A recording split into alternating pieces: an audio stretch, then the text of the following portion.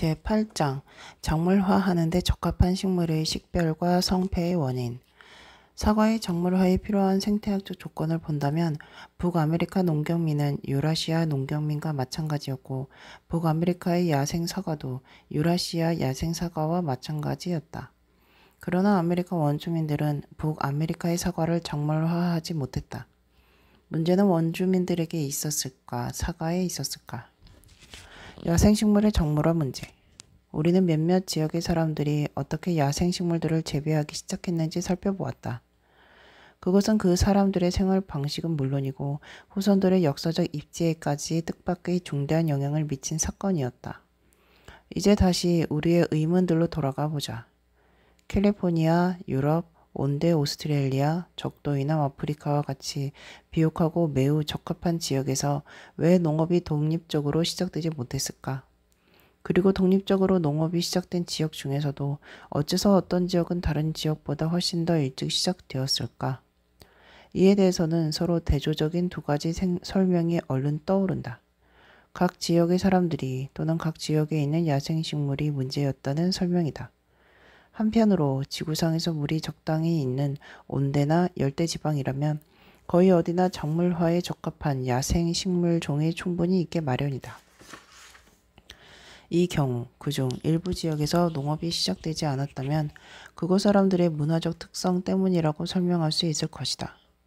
그러나 또 한편으로 지구상에서 웬만큼 넓은 지역이라면 그 속에는 작물화로 이루어지는 각종 실험에 관심을 갖는 사람들이 조금이라도 있었을 것이다.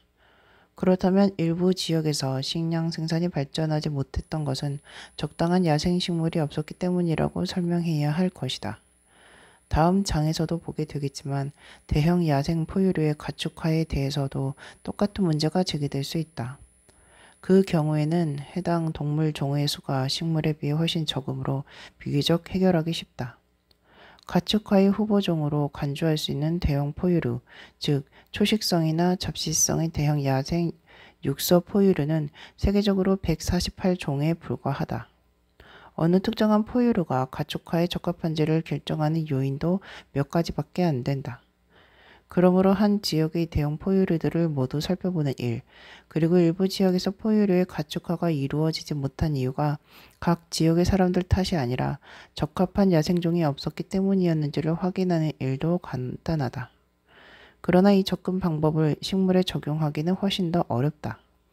지상식물 중에서 가장 많고 또 작물화된 야생식물의 거의 대부분을 차지하고 있는 야생종자식물 종이 너무 다양하기 때문이다.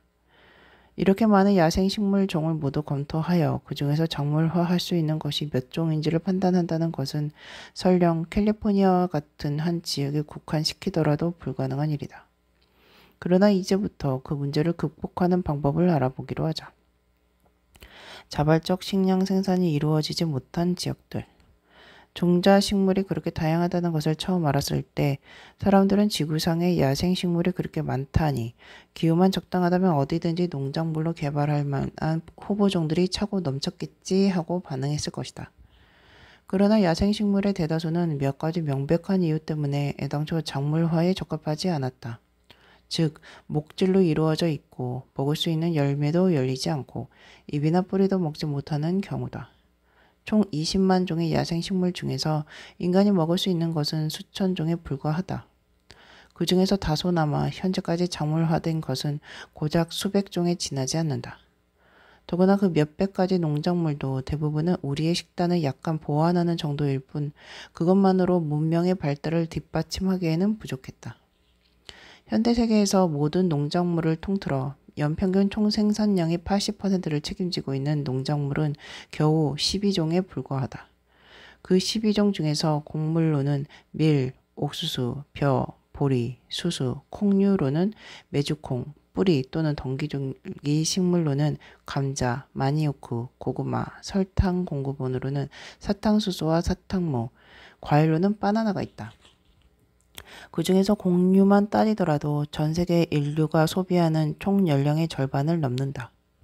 세계적으로 주요 농작물이 그렇게 소수에 불과하고 그 모두가 수천 년 전에 이미 작물화되었다는 점을 감안한다면 세계의 많은 지역에 탁월한 가능성을 가진 토종 야생식물이 전혀 없었다는 것도 그리 놀라운 일은 아니다. 현대에 와서도 새로 작물화된 주요 식량 식물은 단 하나도 없다는 사실만 보아도 유용한 야생식물은 이미 고대인들이 거의 빠짐없이 살펴보았고 그 중에서 그럴 만한 가치가 있는 것들은 모조리 작물화했다는 것을 짐작할 수 있다. 그러나 야생식물을 작물화하지 못한 몇몇 경우는 아직도 이유를 설명하기 어렵다. 가장 어이가 없는 사실은 어떤 지역에서는 작물화되고 어떤 지역에서는 그러지 못했던 식물들의 경우다. 여기서 우리는 그 야생식물을 유용한 농작물로 개발하는 일이 실제로 가능하다는 것을 알 수 있다.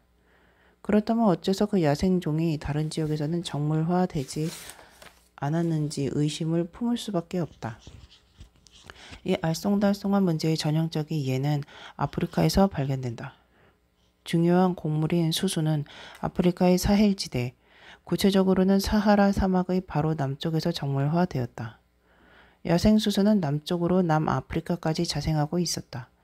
지금으로부터 2000년 전에 반토족 농경민들이 적도 이북 아프리카로부터 그곳의 농작물들을 모두 들여올 때까지 남아프리카에서는 수수는 물론이고 다른 어떤 식물도 작물화되지 못했다. 남아프리카의 원주민들은 왜 자력으로 수소를 작물화하지 않았을까? 그에 못지않게 의문이 생기는 경우는 사람들이 서유럽과 북아프리카에 자생하던 아마와 발칸반도 남부에 자생하던 웨토미를 작물화하지 않은 점이다. 이 두 식물은 비옥한 초승달 지대에서 제일 먼저 작물화된 8종의 농작물에 포함되므로 모든 야생식물 중에서도 아마 작물화하기가 가장 쉬운 식물이었을 것이다. 그 식물들이 자생하던 비옥한 초승달 지대 바깥 지역들은 비옥한 초승달 지대의 식량 생산용 동식물들이 유입되자 모두 기다렸다는 듯이 그 식물들을 재배하기 시작했다.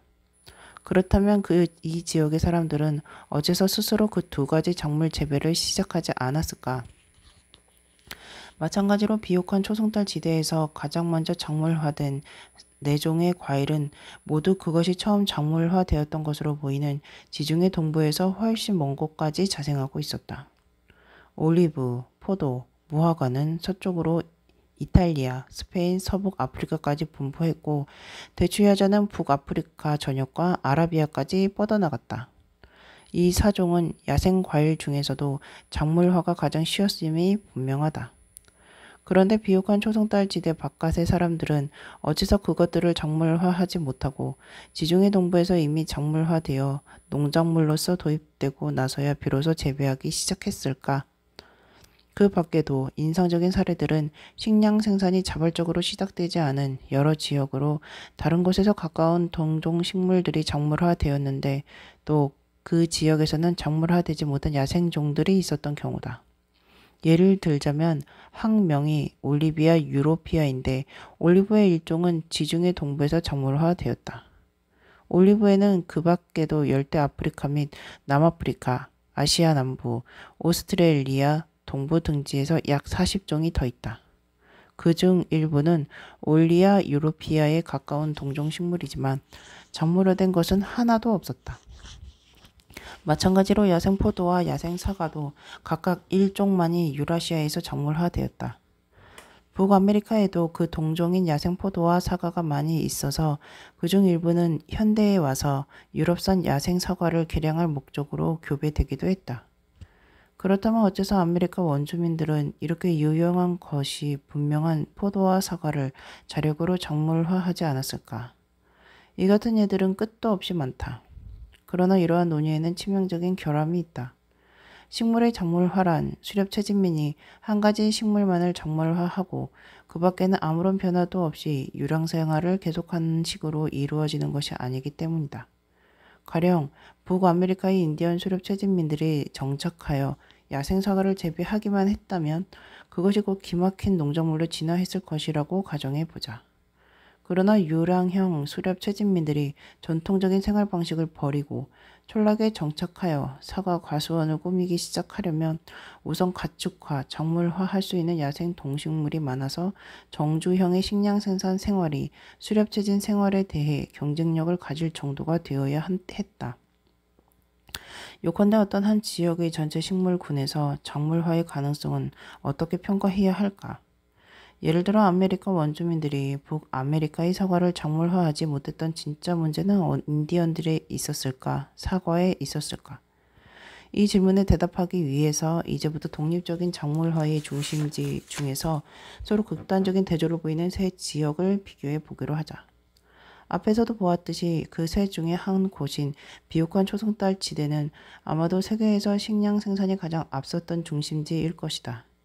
그곳은 또한 현대 세계의 주요 농작물 몇 가지와 주요 가축의 대부분이 발원된 지역이기도 했다.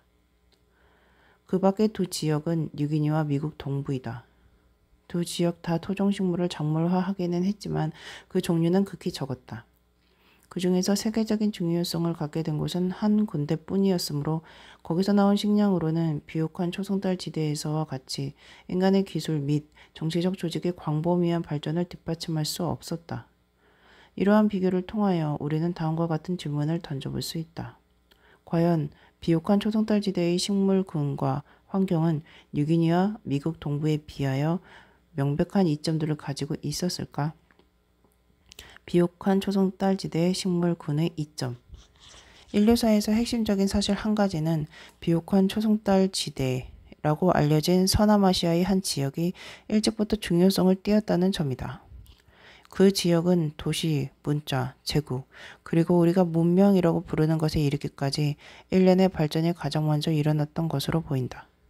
그 모든 발전이 차례로 이루어질 수 있었던 것은 우선 인구가 조밀했고 잉여 생량을 비축할 수 있었고 농작물 재배 및 가축 사육의 형태로 시작된 식량 생산 덕분에 농경에 종사하지 않은 전문가들도 먹여 살릴 수 있었기 때문이었다. 그러나 비옥한 초승달 지대에서 일어난 변화 중에서 시기적으로 가장 앞섰던 것은 바로 식량 생산이었다. 그러므로 현대 세계의 기원을 이해하기 위해서는 어째서 비옥한 초승달 지대에서는 동식물의 가축화, 작물화가 그렇게 빨랐느냐 하는 문제부터 해결해야 한다. 다행히도 비옥한 초승달 지대는 농업의 발생과 관련하여 지구상에서 가장 많은 연구가 이루어지고 가장 잘 이해할 수 있게 된 지역이다. 비옥한 초승달 지대나 그 인근에서 작물화된 농작물들에 대해서는 대부분 그 야생 조상들이 밝혀졌다. 유전자 및 염색체 연구를 통하여 각 야생식물과 농작물 간의 가까운 관계가 증명되었고 자생하는 분포 지역과 작물화 과정에서 일어난 변화들도 밝혀져서 많은 경우에는 유전자 하나하나에 대해서까지 자세히 알게 되었다.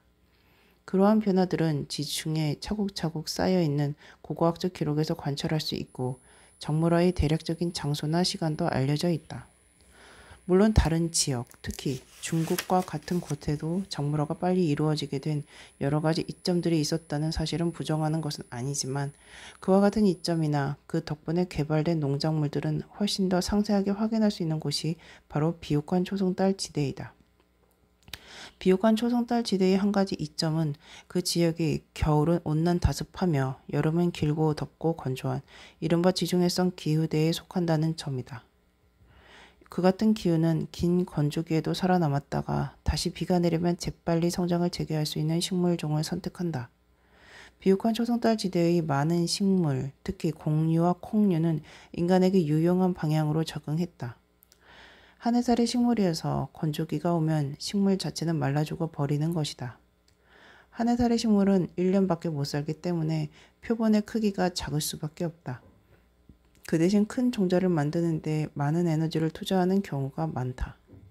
이 종자들은 건조기 동안 휴면기에 들어갔다가 비가 내리면 발화한다. 그러므로 한 해살의 식물은 나무나 관목처럼 먹을 수도 없는 목질이나 섬유질의 줄기를 만들기 위해 낭비하는 에너지가 거의 없다.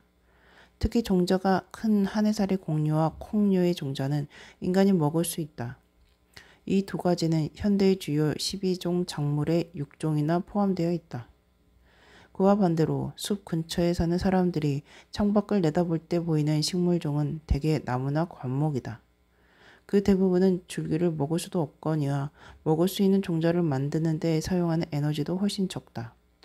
물론 다우지대의 숲에서는 먹을 수 있는 큰 종자를 만드는 나무도 덜어 있지만 이 종자들은 긴 건조기에 적응하지 못했기 때문에 인간이 오랫동안 저장할 수가 없다.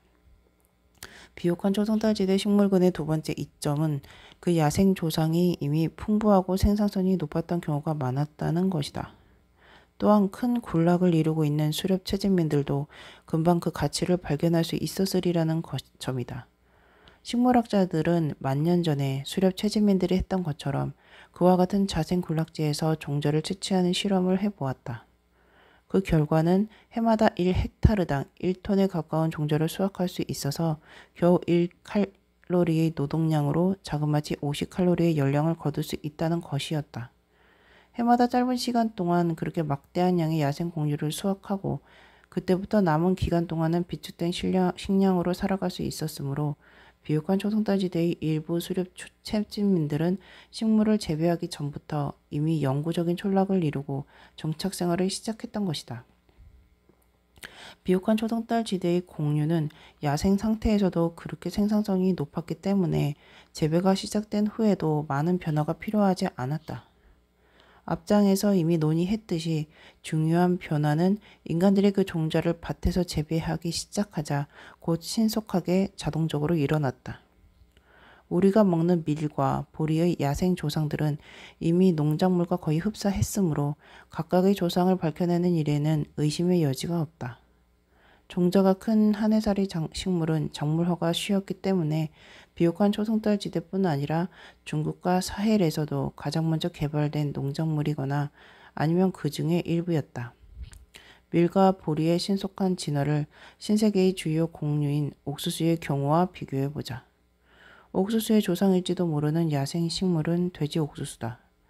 꽃의 구조와 종자가 지금의 옥수수와는 너무 딴판이어서 식물학자들 사이에서도 과연 이것이 옥수수의 조상인지에 대해서 지금껏 오랫동안 뜨거운 논쟁이 계속되고 있다.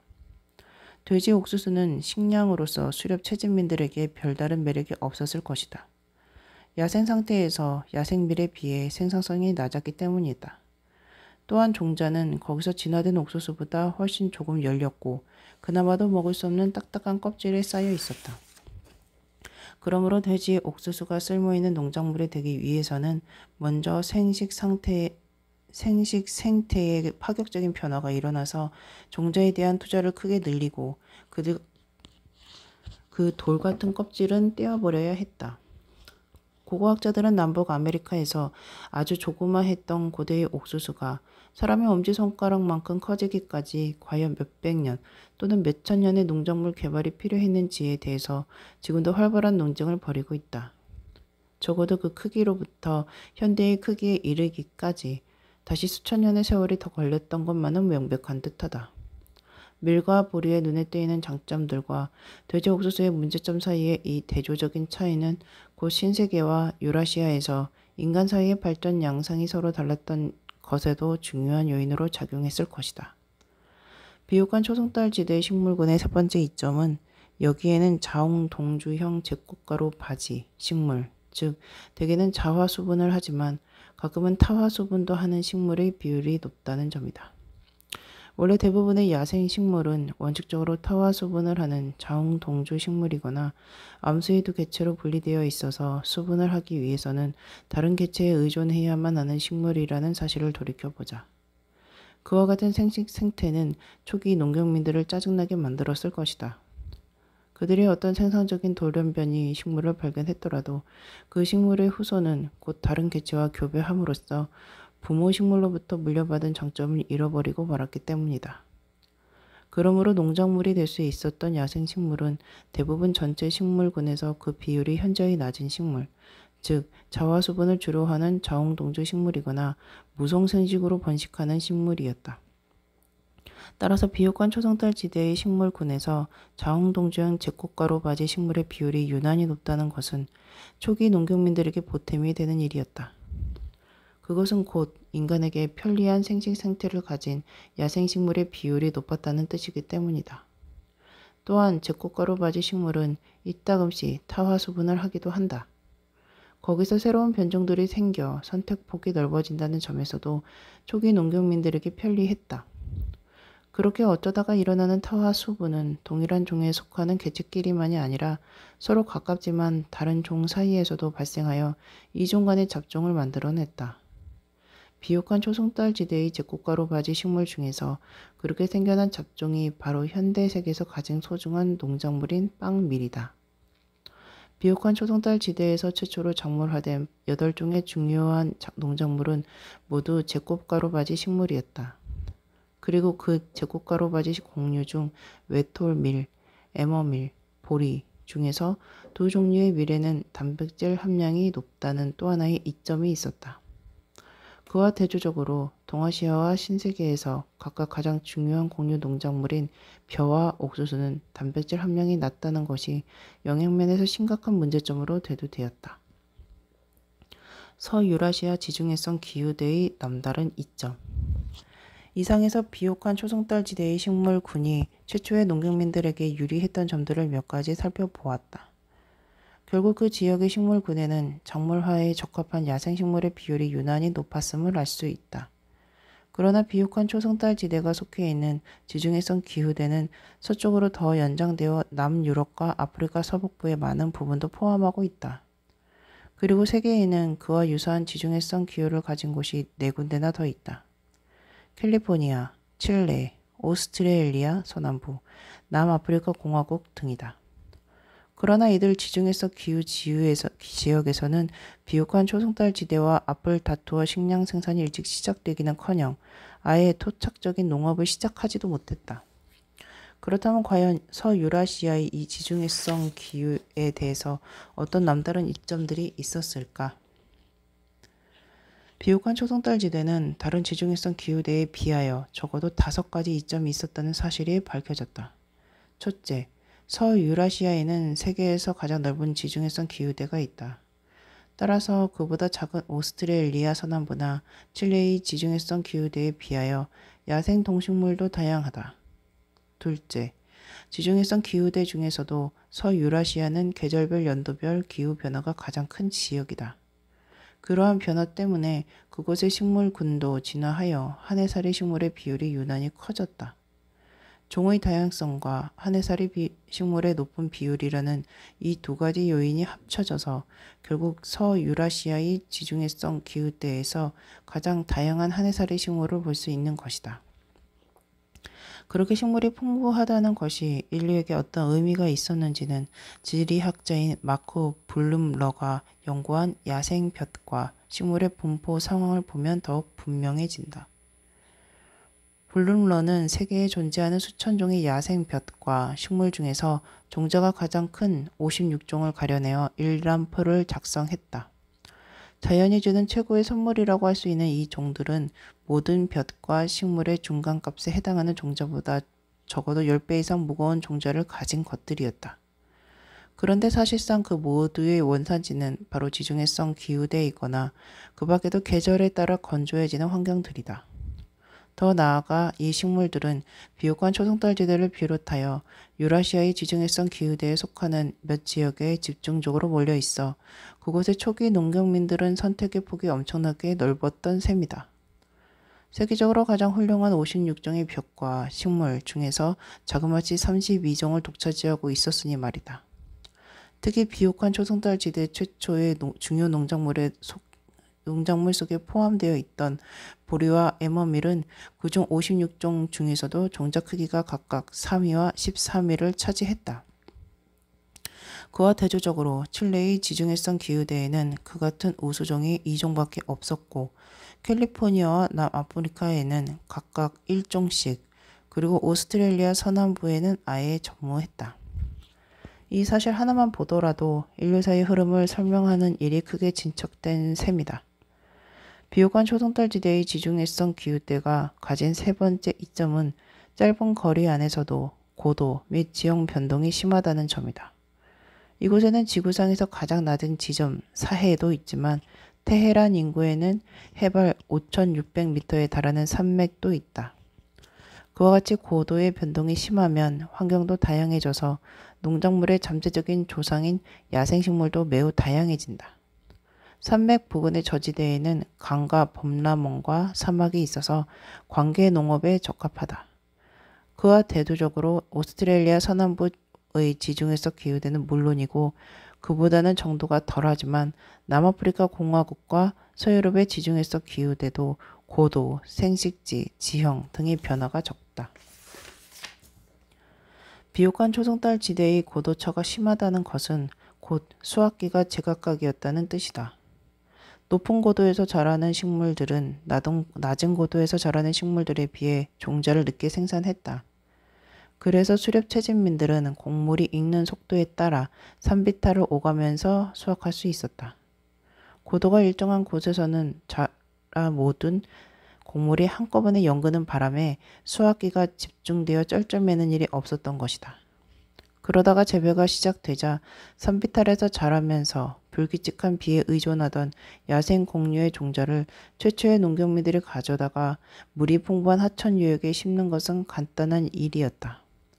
그곳에는 식물이 더욱 안정적으로 자라며 강우량에도 덜 의존했기 때문이다.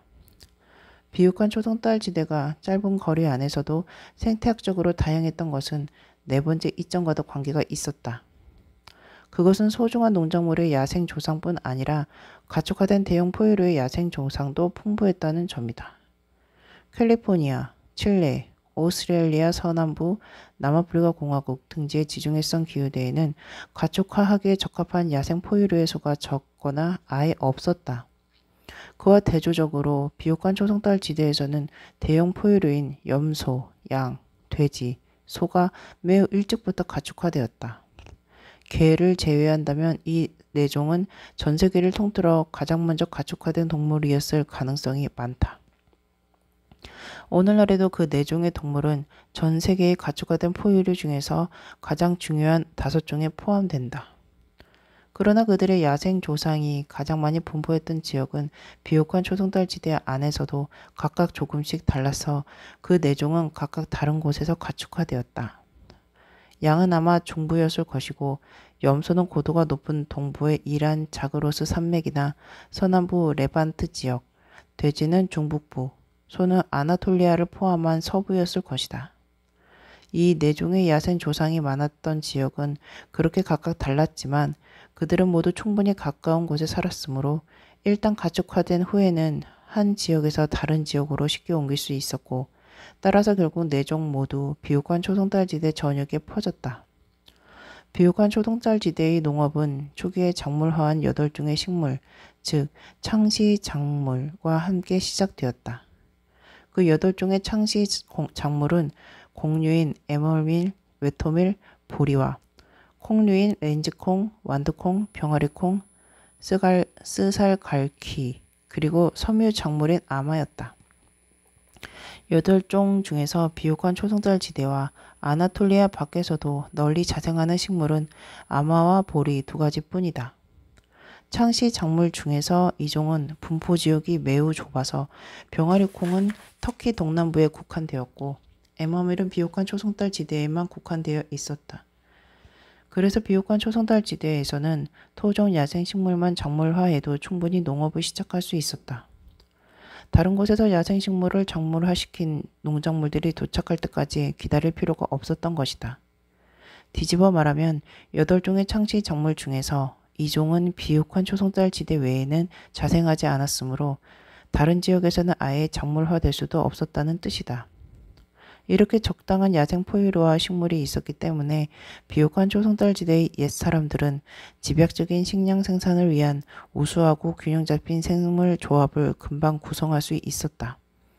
그 조합에 포함된 3종의 곡류는 탄수화물의 주된 공급원이었고 4종의 콩류에는 각각 20에서 50%의 단백질이 포함되어 있었으며 4종의 가축은 단백질의 주된 공급원이 되었고 부족한 부분은 미래의 풍부한 단백질 함량으로 보완했다. 아마는 섬유와 기름의 공급원이었다.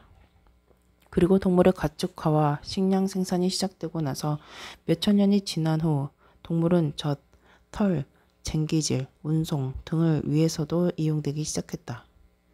그리하여 비옥한 초승달 지대에서 초기 농경민들의 농작물과 가축은 인간의 여러 가지 기본적인 경제적 필요를 두루 충족시키게 되었다. 비옥한 초승달 지대에서 식량 생산이 일찍 시작되게 했던 마지막 이점은 지중해 서부 연안을 포함하는 다른 지역과는 달리 이 지역에서는 수렵채집 생활의 경쟁력이 약했으리라는 점이다. 서남아시아에는 큰 강이 별로 없고 해안선도 짧아서 수산 자원이 비교적 빈약했다. 고기를 얻기 위해 많이 사냥했던 중요한 포유류 중에 하나가 가젤이었다. 이들은 원래 큰 무리를 이루고 살았지만 인류가 늘어나면서 남획되어 수가 줄어들었다. 그리고 곧 식량 생산용 동식물들이 수렵채집용 동식물보다 우세해졌다. 또한 식량 생산이 시작되기 전에도 이미 공유에 기반을 둔 정주형 촌락들이 있었으므로 수렵채집민들은 쉽게 농업과 목축 쪽으로 기울었다. 비옥한 초승달 지대의 경우 수렵채집에서 식량 생산으로의 전환은 비교적 신속하게 이루어졌다. BC 9000년 전까지만 하더라도 사람들은 아직 농작물이나 가축을 전혀 갖지 못하여 전적으로 야생 먹거리에 의존했는데 BC 6000년경 이전의 일부 사회는 이미 농작물과 가축에 거의 완전히 의존하고 있었다. 중앙아메리카의 상황은 이와 강하게 대비된다. 이 지역에는 가축화할 수 있는 동물이 칠면조와 개 2종뿐이었다. 거기서 나오는 고기의 양은 소, 양, 염소, 돼지 등보다 훨씬 적었고 중앙아메리카의 주식인 옥수수는 이미 설명했듯이 작물화 과정이 까다로워 아마도 발전 속도가 느렸을 것이다. 그래서 중앙아메리카의 가축화, 작물화는 BC 3500년경에 비로소 시작된 것으로 보인다. 최초의 가축화 작물을 개발한 이 사람들은 여전히 유랑생활을 했던 수렵채집민들이었고 정착 촌락이 생겨나기 시작한 것은 BC 1500년경에 이르러서였다. 고대인들의 민족 생태학적 지식 활용. 이상으로 비옥한 초승달 지대에서 식량 생산이 일찍 시작될 수 있었던 여러 가지 이점들을 살펴보았지만 그곳 사람들에게 과연 남다른 점들이 있었는지에 대해서는 굳이 의논할 필요조차 없었다. 사실 내가 아는 한도 내에서 그 지역의 식량 생산용 동식물이 그렇게 우수해진 까닭은 그곳 사람들이 어떤 생물학적 변별 특징들을 지녔기 때문이라고 진지하게 주장하는 학자들은 없었다. 지금까지 우리는 비옥한 초승달 지대의 기후, 환경, 야생 동식물 등의 수많은 변별 특징들만으로도 충분히 납득할 만한 설명이 가능하다는 것을 확인할 수 있었다. 한편 뉴기니와 미국 동부에서 토착적으로 시작된 식량 생산용 동식물은 그 우수성이 많이 떨어졌다. 그렇다면 그 두 지역은 사람들에게 문제가 있었던 것일까? 아니면 이들 지역을 살펴보기 전에 우선 세계 각지에서 식량 생산이 독립적으로 발전하지 못했거나 발전하긴 했어도 그 동식물이 덜 우수한 지역과 관련이 있는 두 가지 문제를 검토해 보아야 한다. 첫째로 수렵채집민이나 초기 농경민들은 과연 자기 지역의 야생종과 그 쓰임새에 대해 잘 알고 있었을까? 아니면 소중한 농작물이 될 수 있는 조상 동식물을 모르고 지나치기도 했을까? 둘째로 만약 그들이 토종 동식물들을 잘 알았다면 그들은 그 지식을 활용하여 가장 유용한 종들을 가축화 작물화 했을까? 아니면 어떤 문화적 요인 때문에 그렇게 하지 못했을까? 첫 번째 문제에 대해서는 아예 그것만 집중적으로 연구하는 과학의 분야가 있다. 민족 생태학이라는 이 학문은 사람들이 자기 지역 환경의 야생 동식물에 대하여 가진 과학적인 지식 체계를 연구한다. 그러한 연구는 특히 전 세계에 얼마 남지 않은 수렵채집 민족들과 아직도 야생 먹거리나 자연 생산물에 크게 의존하는 민족들에게 집중되었다. 그 연구 결과는 대개 그 같은 민족들은 걸어다니는 자연사 백과사전이라고 할 정도로 적어도 1000여 종이 넘는 동식물의 이름을 알고 있을 뿐만 아니라 각 종의 생태학적 특성, 분포, 잠재적인 쓰임새 등에 대해서도 해박한 지식을 갖고 있음을 보여준다. 그러나 사람들이 점점 가축화 작물화된 동식물에 의존하게 될수록 그 같은 전통적인 지식은 차츰 그 가치를 잃어버리고 사라져 현대의 슈퍼마켓에서 장을 보는 사람들에 이르면 야생벽과 식물과 야생콩과 식물조차 구별하지 못하게 된다. 전형적인 예를 들어보자. 나는 지난 33년 동안 뉴기니에서 생태 탐사를 했다. 현장에 나갈 때마다 아직도 야생 동식물을 많이 이용하는 뉴기니인들과 동행했다. 그러던 어느 날 포레족 동료들과 나는 다른 부족이 길을 막고 있어서 보급기지로 돌아가지 못하고 정글에서 굶주리고 있었는데 한 포레족 남자가 버섯을 찾아 커다란 배낭에 가득 담고 야영지로 돌아와 걷기 시작했다. 드디어 식사 시간. 그런데 갑자기 불안한 생각이 들었다. 혹시 저 버섯에 독이 있으면 어쩌지? 나는 포레족 동료들에게 일부 버섯에는 독이 있다는 말을 어디선가 들었고 안전한 버섯과 위험한 버섯을 구별하기 어려워서 미국의 전문적인 버섯 채취인조차도 죽는 일이 많다는 이야기를 들었으므로 우리 모두가 배가 고프기는 하지만 굳이 위험을 무릅쓸 필요는 없다고 찬찬히 설명했다. 그러자 내 동료들은 화를 내면서 설명해 줄 것이니까 입 닥치고 듣기나 하라고 말했다. 당신은 벌써 수십 년 동안 우리에게 수백 가지 나무나 새의 이름을 꼬치꼬치 캐묻고 다녔는데 어떻게 버섯의 이름도 모를 것이라면서 우리를 모욕할 수 있느냐. 독버섯과 안전한 버섯도 구별하지 못할 만큼 멍청한 놈들은 미국인들 뿐이다. 그리고는 식용 버섯들을 29가지나 말해주었다. 각각의 종에 대하여 포레족 언어로 된 이름은 물론이고 숲에서 그것을 찾을 수 있는 장소까지 상세히 설명했다. 이것은 탄티라는 버섯으로 나무에서 자란다. 먹어도 괜찮을 뿐만 아니라 맛도 썩 좋다. 내가 뉴기니인들을 데리고 이 섬의 다른 지역으로 갈 때마다 그들은 항상 거기서 만나는 다른 뉴기니인들과 그 지역의 동식물에 대해 이야기를 주고받는다. 그러다가 쓸만해 보이는 식물이 있으면 자기 마을로 가져가서 심어본다. 이렇게 내가 뉴기니인들에게 경험한 내용은 다른 지역에서 전통적인 민족들을 연구한 민족 생태학자들의 경험과도 일치한다. 그러나 사실상 그 민족들은 조금이라도 식량을 생산하고 있거나 아무튼 종전의 수렵체진민 사회가 부분적인 변화를 겪고 난 후 이 세계의 마지막으로 남아있는 사람들이다. 그러므로 식량 생산이 시작되기 전, 즉 지구상의 모든 사람들이 야생종에 전적으로 의존하여 먹거리를 구하던 시대에는 야생종에 대한 지식도 훨씬 더 자세했을 것이다.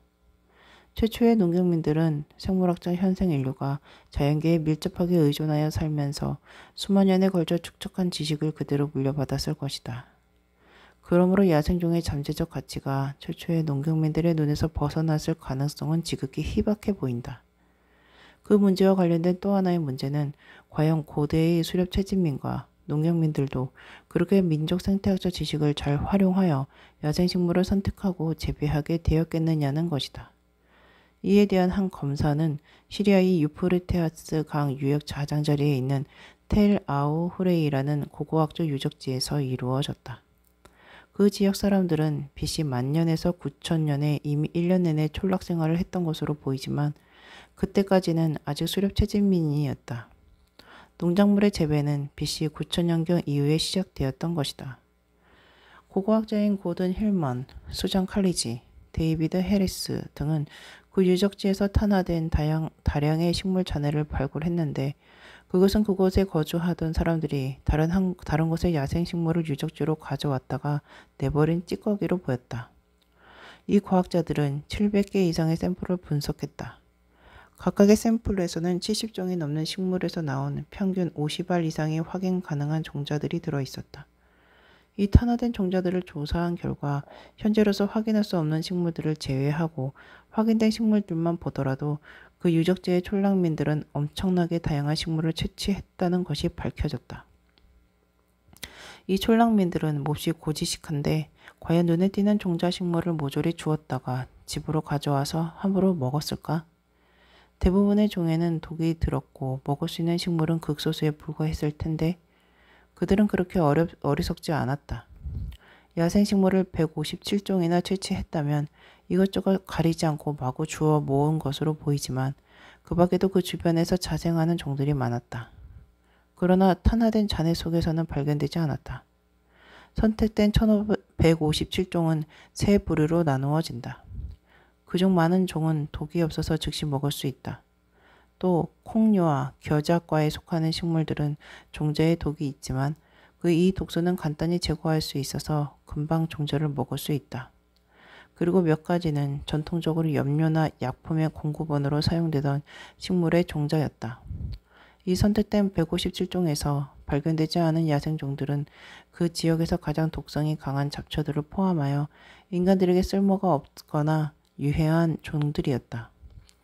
그러므로 텔 아부 후레이라는 수렵 채집민들은 야생식물을 닥치는 대로 주워 모으면서 시간을 낭비하거나 스스로 위험을 무릅쓰지 않았던 것이다. 그들은 분명히 현대의 뉴기니인들에게 못지않게 토종 야생식물들을 잘 알고 있었으며 그 지식을 활용하여 가장 유용한 종자식물들만을 선택하여 집으로 가져왔다. 그러나 이렇게 채취한 종자들은 곧 식물들의 정물화를 향한 무의식적인 첫 단계의 재료가 되었을 것이다. 고대인들은 민족 생태학적 지식을 얼마나 잘 활용했는지에 대한 또 한 가지 예는 BC 9000년에서 8000년의 요르단강 유역이다. 이 지역에서는 그 시기에 농작물 재배가 이루어지기 시작했다. 이곳에서 최초로 정물화된 곡류는 오늘날에도 세계적으로 가장 생산적인 농작물에 속하는 보리와 에머밀이었다. 그러나 텔 아부 후레이라에서 그랬듯이 이 부근에도 종자가 열리는 수백 종의 야생식물이 자랐을 것이다. 그 중에서 100종 이상은 먹을 수 있어서 식물의 작물화가 시작되기 전에도 사람들이 채취했을 것이다. 그런데 그들은 무엇 때문에 보리와 에머밀을 최초의 농작물로 만들었을까? 요르단강 유역 최초의 농경민들이 식물에 대해 무지했기 때문일까? 아니면 그들이 선택할 수 있는 토종 야생 곡류 중에서 실제로 보리와 에머밀이 가장 좋은 것들이었기 때문일까? 이스라엘 과학자인 오버 바르요제프와 모르데카이 키슬레이프는 바로 이 문제에 덤벼들어 오늘날에도 요르단강 유역에서 자생하고 있는 야생 벽과 식물들을 조사했다. 종자가 너무 작거나 맛이 없는 종들은 제외하고 그들은 벽과 식물들 중에서 가장 맛있고 종자가 큰 23종을 추려냈다. 그 속에는 물론 보리와 에머밀도 끼어 있었다. 그러나 그 두 가지를 제외한 21종의 효보가 모두 똑같이 유용하지는 않았다. 전체 23종 중에서 보리와 에머밀이 여러 가지 기준에서 최선이었음이 밝혀졌다. 종자가 가장 큰 것은 에머밀이고 보리가 그 다음이었다. 야생 상태에서 보리는 23종 중에서 가장 풍부하게 자생하는 4종에 포함되고 에머밀은 중간 정도다. 그리고 보리는 그 유전학적 형태학적 특성 때문에 앞장에서 논의했던 종자 분산이나 발화 억제물의 측면에서 신속하게 유용한 변화를 일으킬 수 있다. 그러나 에머밀에도 이에 상당한 장점들이 있다. 에머밀은 보리보다 효율적으로 수확할 수 있으며 곡류 중에서 특이하게도 종자와 껍질이 밀착되지 않는다. 그 밖에 21종이 가진 단점 중에는 종자가 작다는 것, 물량이 풍부하지 않은 경우가 많다는 것, 그리고 일부는 한 해살이가 아니라 여러 해살이 식물이어서 설령 재배하더라도 진화가 느릴 수밖에 없다는 것 등이 있다. 그러므로 요르단강 유역 최초의 농경민들은 이용 가능한 야생 벽과 식물 가운데 가장 좋은 23종 중에서도 다시 가장 좋은 그 종을 선택했던 것이다. 물론 종자 분산과 발화 억제물에 생긴 진화적 변화는 최초의 농경민들도 전혀 예기치 못한 결과였을 것이다. 그러나 처음에 그들이 다른 곡류를 내버려 두고 보리와 에머밀을 채취하고 집으로 가져와서 재배하기 시작한 것은 의식적인 선택으로 종자의 크기, 맛, 풍부한 물량 등 쉽게 확인할 수 있는 요소들을 기준으로 삼은 선택이었다. 텔 아부 후레이라는 사례와 마찬가지로 요르단 강의 사례도 최초의 농경민들이 토착종에 대한 상세한 지식을 유용하게 활용했다는 것을 보여준다. 그 지역의 토종식물에 대해 당시에 그들만큼 잘 알고 있는 사람들은 현대의 전문적인 식물학자들 중에서도 손꼽을 정도일 것이다. 따라서 그러한 그들의 작물화에 적합한 쓸모있는 야생식물종을 재배하지 않고 빠뜨렸을 가능성은 거의 없다고 보아야 한다. 고지대 뉴기니인들의 토착적 식량 생산의 한계. 이제부터는 식량 생산이 토착적으로 시작되기는 했지만 비옥한 초승달지대의 식량 생산 체계에 비하면 분명히 결함이 있었던 두 지역의 농경민이 다른 곳으로부터 더 생산적인 농작물이 들어왔을 때 어떤 반응을 보였는지 살펴보자. 만약 그런 농작물들이 어떤 문화적 또는 기타 요인들 때문에 받아들여지지 않았다면 우리의 의심은 사라지지 않을 것이다. 다시 말해서 지금까지의 논의에도 불구하고 각 지역의 야생식물군 속에는 소중한 농작물이 될 가능성이 충분한데도 그 지역 농경민의 어떤 문화적 요인 때문에 활용되지 않은 식물들이 있을지도 모른다고 의심할 수밖에 없다는 것이다. 또한 이 두 지역의 사례에서 우리는 역사에서 매우 중요한 한 가지 사실, 즉 세계 각지의 토종 농작물은 생산성 면에서 동일하지 않다는 것도 자세히 확인할 수 있을 것이다. 뉴기니는 전 세계에서 그린란드 다음으로 큰 섬이며 오스트레일리아 바로 북쪽의 적도에 가까이에 있다. 이렇게 열대지방에 자리 잡고 있으며 지형과 생식지가 매우 다양하기 때문에 비록 섬인 탓으로 대륙의 열대지방에 비하면 뒤떨어지긴 해도 동식물이 풍부한 편이다. 뉴기니에는 적어도 4만 년 동안 사람이 살았다. 이것은 남북 아메리카에 비하면 훨씬 긴 기간이며 서유럽의 해부학적 현생 인류가 살기 시작한 기간에 비하더라도 조금 더 길다. 그러므로 뉴기니인들로서는 그 지역의 식물군과 동물군을 파악할 시간이 충분했던 셈이다. 그렇다면 그들에게는 이 지식을 적용하여 식량 생산을 발전시킬 만한 동기가 있었을까? 이미 언급했듯이 식량 생산을 시작하는 데에는 식량 생산 생활과 수렵채집 생활 사이에 경쟁이 일어나게 마련이다. 그런데 뉴기니에서는 식량 생산의 동기가 생기지 않을 만큼 수렵채집의 보상이 크지 않았다. 특히 현대의 뉴기니 사냥꾼들은 야생동물이 몹시 귀해 심각한 어려움을 겪고 있다. 토종 육서 동물 중에서 가장 큰 것은 체중 45kg의 날지 못하는 화식조, 같은 새와 23kg 정도의 캥거루가 고작이다. 물론 뉴기니 해안 지방의 저지대 사람들은 풍부한 어패류를 얻고 있고 내륙 쪽의 일부 저지대 사람들은 특히 야생 사고야자를 먹으면서 오늘날까지 수렵채집민으로 살아가고 있다. 그러나 뉴기니의 고지대에서 아직도 수렵채집민으로 살아가는 민족은 하나도 없다. 현대의 고지대 사람들은 모두 농경민이며 야생 먹거리는 다만 식단을 보완하기 위하여 활용할 뿐이다.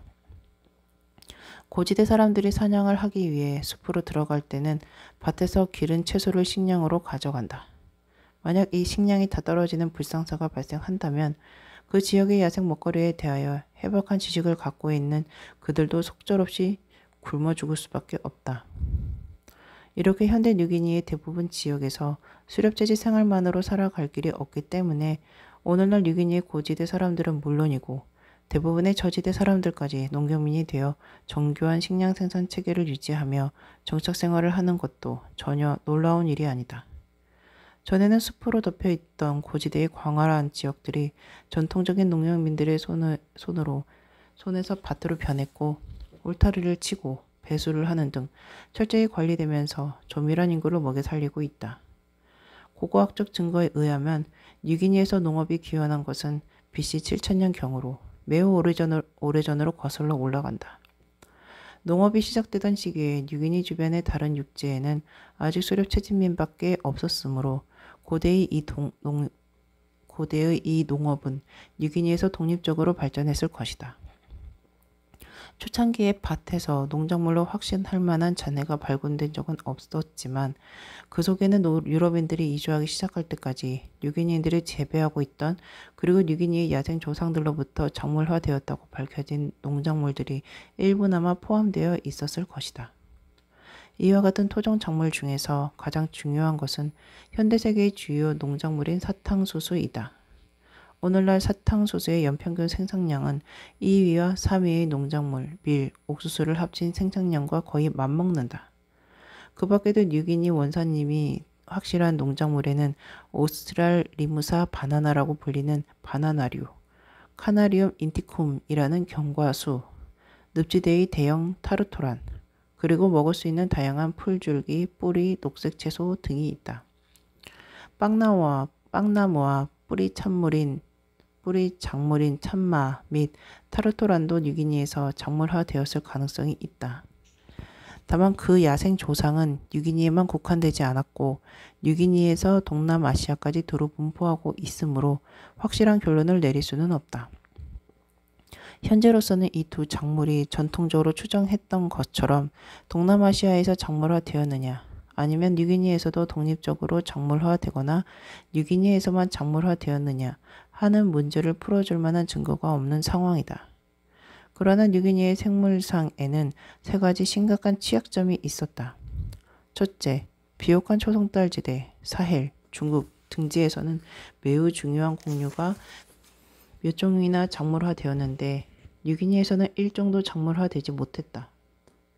그 대신 뿌리 작물이나 나무 작물이 중심적이었으므로 뉴기니는 다른 열대성 다우 지역, 아마존, 열대 서아프리카, 동남아시아의 농업 체계에서도 발견되는 경향을 극단적으로 나타내고 있는 셈이다.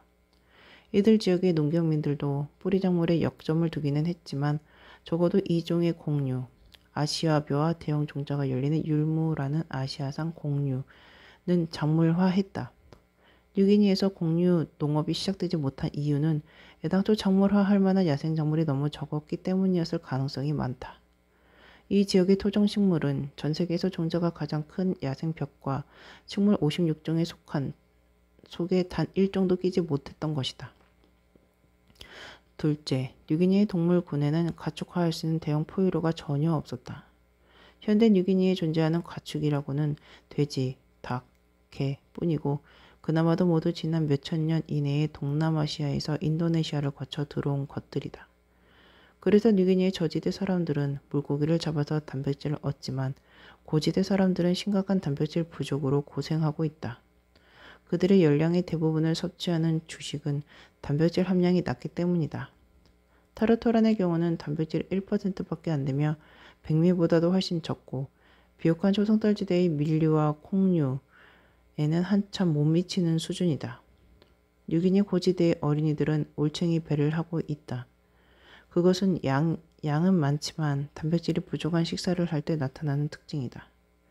뉴기니인들은 남녀노소를 불문하고 가축화된 대형 포유류나 대형 야생동물이 많은 지역에서는 먹지 않는 생쥐, 거미, 개구리를 비롯한 작은 동물들을 일상적으로 잡아먹는다. 그리고 뉴기니의 전통적인 고지대 사회에 식인 풍습이 만연되어 있었던 궁극적인 이유도 아마 단백질 결핍 때문이었을 것이다. 마지막으로 고대에는 뉴기니의 뿌리 작물도 단백질뿐 아니라 열량까지 부족했다. 그 작물들은 오늘날 많은 뉴기니인들이 살고 있는 높은 고도에서는 잘 자라지 않기 때문이다. 그러나 수백 년 전에 남아메리카 원산의 새로운 뿌리 작물인 고구마가 뉴기니에 들어왔다. 아마 스페인인들이 필리핀에 전해준 고구마가 고구마가 다시 전파되었을 것이다. 타르토란이나 예전에 뉴기니에서 재배했을 것으로 추정되는 다른 뿌리 작물에 비하면 고구마는 고도가 높은 곳에서도 재배할 수 있고 성장 속도도 빠르며 재배 면적당 생산량이나 노동시간당 생산량도 높다. 고구마가 들어오고 나서 고지대의 인구는 폭발했다. 고구마가 들어오기 전에도 뉴기니의 고지대의 사람들이 살면서 농경을 했지만 토종 농작물의 문제점 때문에 인도 밀도에도 제한이 있었고 사람이 살 수 있는 고도에도 제한이 있었던 것이다. 뉴기니는 비옥한 초등달 지대와 좋은 대조를 보인다. 비옥한 초등달 지대의 수렵 채집민들이 그랬던 것처럼 뉴기니의 수렵 채집민들도 독립적으로 식량 생산을 발전시켰다. 그러나 그 지역에는 가축화, 작물화 할 수 있는 공류, 콩류, 동물 등이 없었다. 따라서 고지대에서는 단백질이 결핍되었고 높은 고도에서 재배할 수 있는 토종 뿌리 작물에도 취약점이 있었다. 결국 그들의 토착적 식량 생산은 제한적일 수밖에 없었던 것이다. 그러나 뉴기니인들도 오늘날 지구상에 존재하는 어느 민족 못지않게 자기 지역의 야생 동식물을 잘 알고 있었던 것만은 사실이다. 그러므로 작물화할 가치가 있는 야생식물 종이라면 무엇이든지 발견하여 실험해 보았을 것이다. 그리고 고구마가 도착했을 때 열광적으로 받아들인 것만 보더라도 알 수 있듯이 농작물에 속해 포함시킬 만큼 유용한 식물이 있었다면 금방 알아보았을 것이다. 이러한 사실은 오늘날의 뉴기니에서도 확인된다. 새로 도입된 농작물이나 가축을 먼저 접할 수 있는 부족들은 그렇지 못한 부족들을 희생시키면서 팽창했다. 그러므로 뉴기니의 토착적인 식량 생산에 한계가 있었던 것은 뉴기니인들과는 아무 상관이 없었다. 모든 것은 뉴기니의 생물상과 환경 때문이었던 것이다. 아메리카 원주민들이 지닌 생물상과 환경의 취약점. 각 지역의 토착적인 농업이 그 지역의 식물군에 좌우되었음을 보여주는 또 하나의 예는 미국 동부의 경우다. 뉴기니와 마찬가지로 그 지역에서도 토종 야생식물의 독립적인 작물화가 이루어졌다. 그러나 초기 발전상에 대해서는 뉴기니보다 미국 동부가 훨씬 더 자세히 연구되었다. 최초의 농경민들이 재배한 농작물들도 밝혀졌고 각 토종식물의 작물화 시기와 순서도 확인되었다. 아메리카 원주민들은 다른 곳의 농작물들이 도착하기 전에 이미 미국 동부의 여러 강 유역에 정착해 토종 농작물을 바탕으로 집약적인 식량 생산을 시작했다. 그러므로 그들은 가장 유망한 야생식물들을 충분히 활용할 수 있는 위치에 있었다. 과연 그들은 어떤 식물들을 실제로 작물화했으며 어떻게 해서 생긴 토종 농작물들은 비옥한 초승달 지대의 창시 작물과 어떻게 달랐을까? 미국 동부의 창시 작물은 비옥한 초승달 지대에서 밀과 보리가 작물화되고도 6천년이 지난 후, 즉 BC 2500년에서 1500년에 작물화된 4종의 식물이었다. 그 중에서 호박의 일종은 먹을 수 있는 종자뿐만 아니라 작은 그릇으로도 이용되었다. 나머지 3종의 창시 작물은 순전히 먹을 수 있는 종자 때문에 재배되었다. 그러나 씨앗 작물 4종과 그릇 작물 1종만으로는 완전한 식량 생산 체계라고 말하기 어렵다. 그래서 이 4종의 창시 작물은 2000년 동안이나 식단을 조금 보완하는 정도로만 이용되었을 뿐이다. 미국 동부의 아메리카 원주민들은 주로 야생 먹거리, 특히 야생 포유류와 물새류, 어패류, 견과류 등에 의존하여 살았다. 그러다가 먹거리를 장만하는 주된 수단이 농경으로 바뀐 것은 3가지 씨앗 작물이 더 재배되기 시작한 BC 500년에서 200년경 사이의 일이었다. 미국 동부의 이 7종의 농작물에 대해서는 영양학자도 천사를 아끼지 않을 것이다. 이 작물들은 모두 단백질 함량이 높았다. 밀은 8에서 14%, 옥수수는 9%, 보리와 백미는 자그마치 17에서 32%나 되었던 것이다. 그 중에서 해바라기와 선푸이드 2종은 기름도 많았다. 특히 선푸이드는 단백질이 32%에 기름 45%였으므로 영양학자에게는 꿈의 식물이라고 할 수 있을 정도였다. 그런데 왜 우리는 지금 그 같은 꿈의 식품들을 먹지 않을까? 이 작물들은 영양면에서는 더 바랄 나위가 없지만 안타깝게도 다른 측면에서는 심각한 단점들을 가지고 있기 때문이다. 명아주, 마디풀, 작은 보리, 메이그래스 등은 밀이나 보리의 10분의 1 정도밖에 안 될 정도로 종자가 너무 작았다. 더구나 선푸이드는 풍미를 일으키는 식물로 선푸이드는 풍매 수분을 하면서 건초열을 일으키는 식물로 악명이 높은 돼지풀의 친척이다.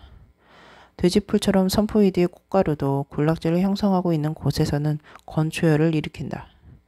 그런데도 선포이드를 재배하고 싶다는 생각이 싹 사라지지 않는다면 선포이드에서는 일부 사람들에게 불쾌감을 주는 강한 냄새가 나고 만지면 피부에 염증이 생긴다는 사실도 상기하자.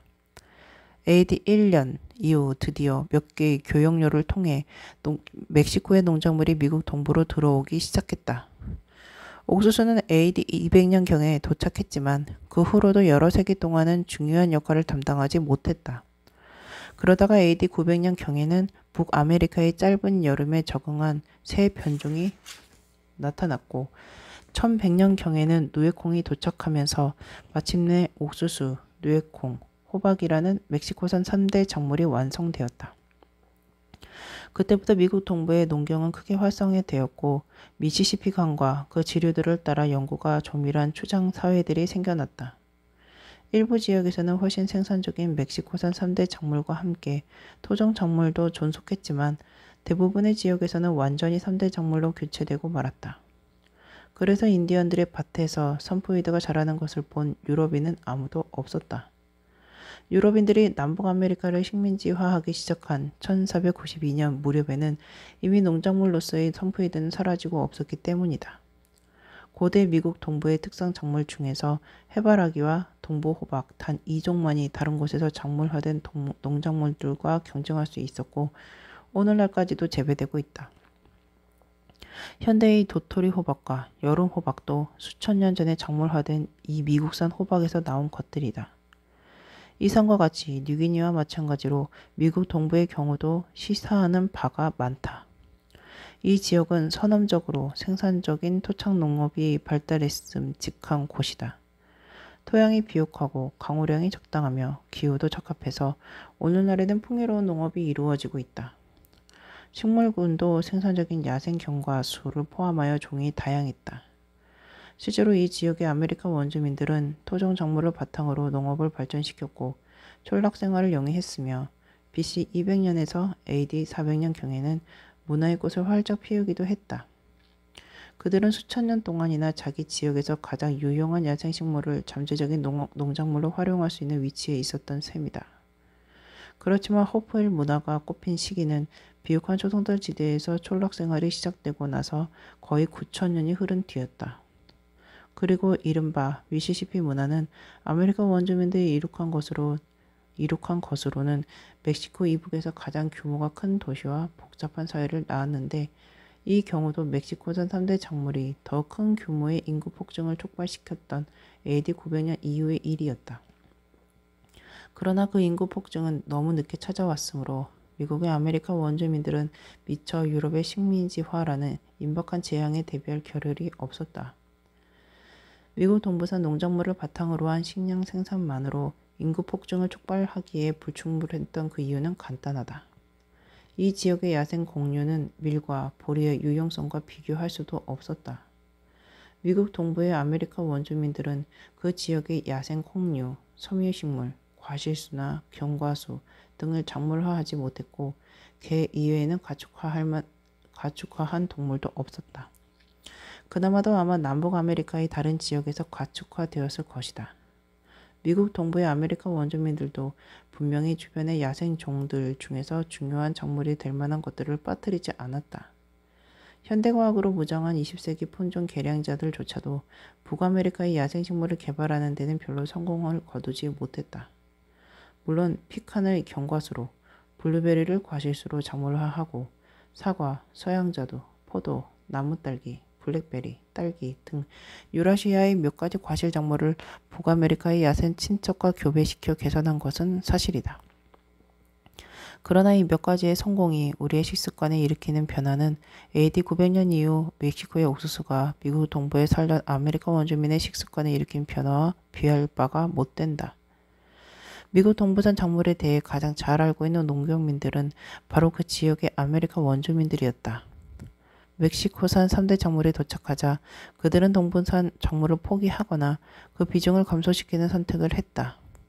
그러한 결과는 곧 아메리카 원주민들이 문화적 보수주의 따위에 구애받지 않았으며 좋은 식물을 보면 높이 평가할 줄 알았다는 증거다.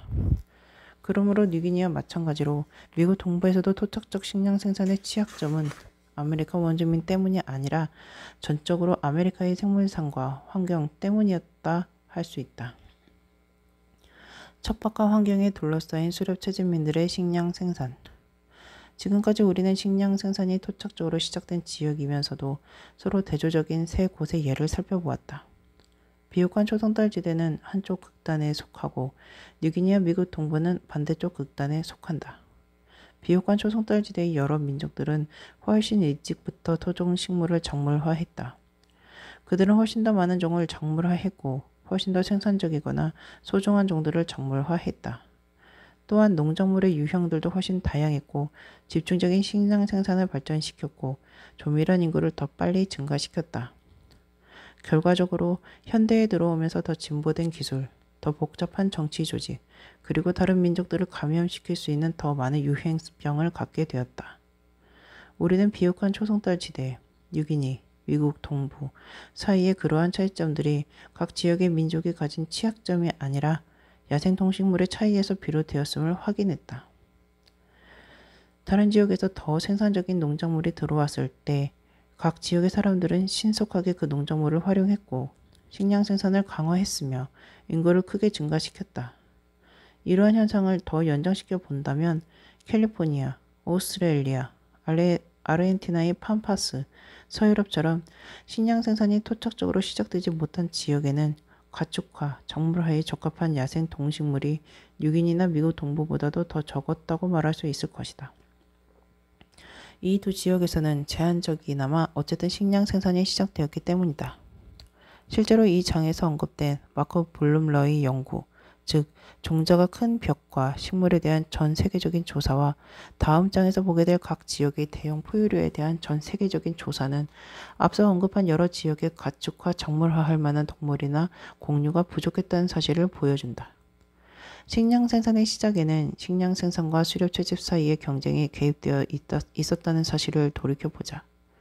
그렇다면 식량 생산이 매우 늦어졌거나 아예 시작되지 못한 지역들의 경우 그것은 가축화, 작물화에 적합한 동식물이 유난히 적었기 때문이라기보다는 수렵하고 채집할 만한 동식물 자원이 유난히 많았기 때문이었을지도 모른다는 의심이 생길 수도 있다.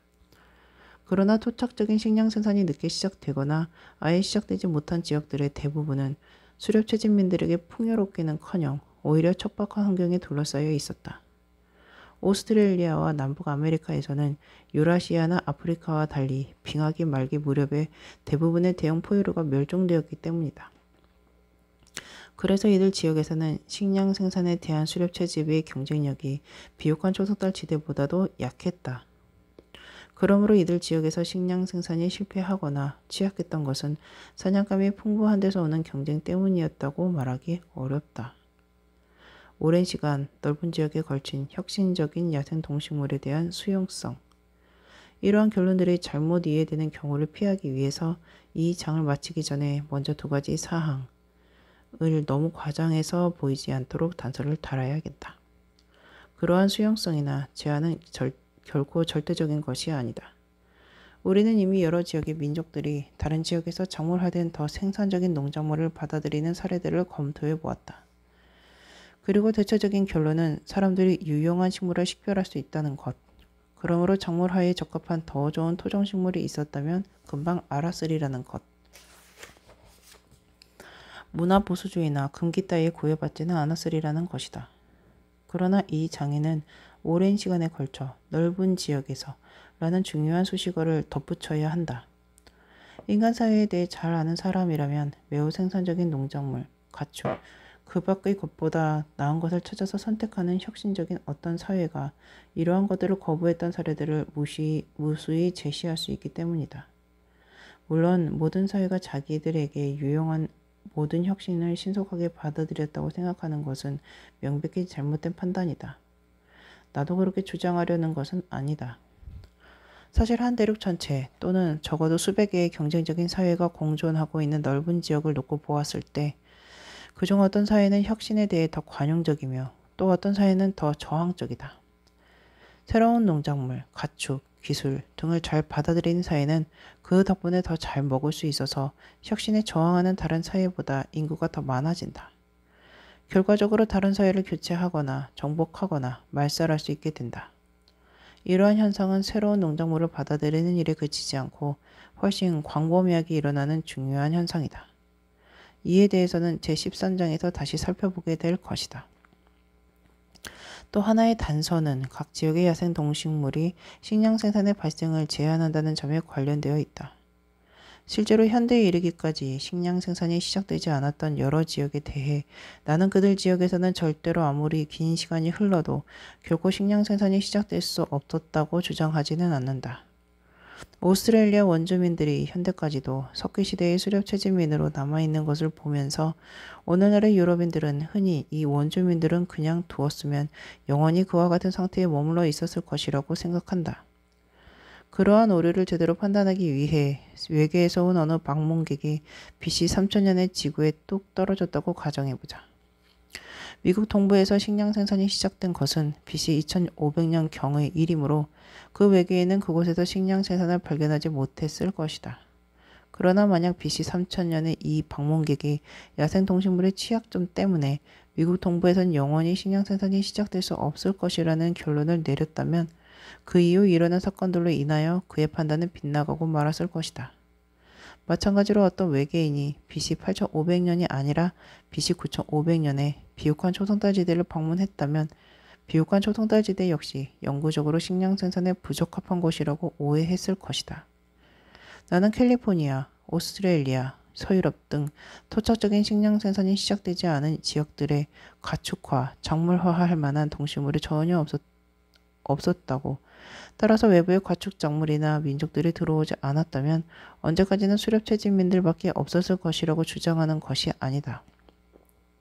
다만 각 지역은 가축화, 작물화할 수 있는 동식물의 종수에서 큰 차이를 보였다는 것, 그에 따라 식량 생산이 시작된 시기도 달랐다는 것, 그리고 오늘날의 비옥한 지역들 중에서도 일부 지역은 근대에 이르기까지 아직 식량 생산이 시작되지 않았을 뿐이라는 것을 지적할 따름이다.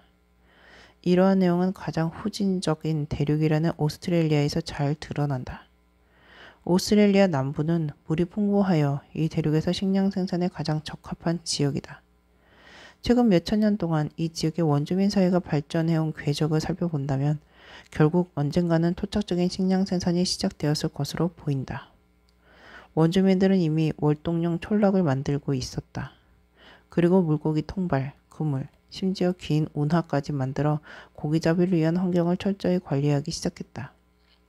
만약 1788년부터 유럽인들이 오스트레일리아에 이주하기 시작하여 그 같은 독립적인 궤적을 중단시키지 않았다면 오스트레일리아 원주민들은 그로부터 몇천 년 이내에 식량 생산자가 되어 가축화된 물고기를 양식장에서 기르고 작물화된 오스트레일리아산 참마나 종자가 작은 벽과 식물들을 재배했을 것이다. 이러한 관점에서 보았을 때 우리는 이제 이 장의 제목에 내재되어 있는 문제를 답변할 수가 있다. 앞에서 나는 북아메리카 인디언들이 북아메리카산 사과를 작물화하지 못한 이유가 인디언 때문이었느냐 아니면 사과 때문이었느냐는 질문을 던졌다. 그렇다고 북아메리카에서는 사과가 절대로 작물화될 수 없었을 것이라는 뜻은 아니다. 사과를 번식시키려면 접목법이라는 까다로운 기술이 필요하다. 역사적으로 봤을 때 사과는 유라시아에서도 재배하기가 가장 어려운 과실수였으므로 주요 농작물 중에서 작물화가 가장 늦어진 편에 속했다는 사실을 돌이켜보자. 비옥한 조성달 지대나 유럽에서 사과가 대규모로 재배되었다는 증거는 그리스의 고대에 와서 비로소 나타난다.